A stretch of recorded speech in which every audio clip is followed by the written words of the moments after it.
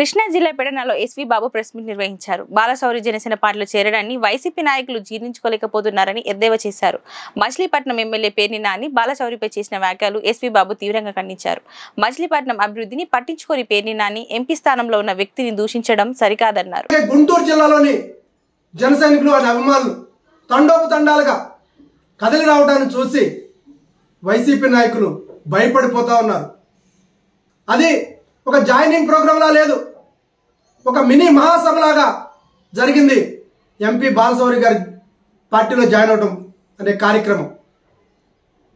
ఇక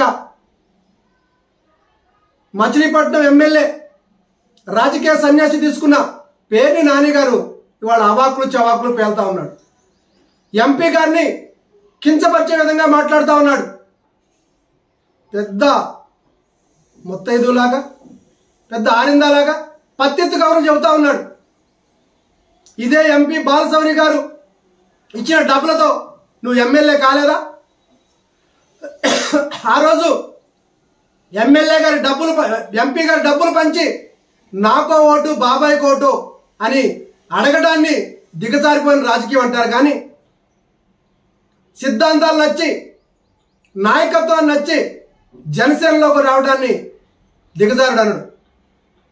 ఇంకేదో అంటున్నావు, మీ నాయకుడు మాట తప్పుడు అబద్ధాలు ఆడడాన్ని.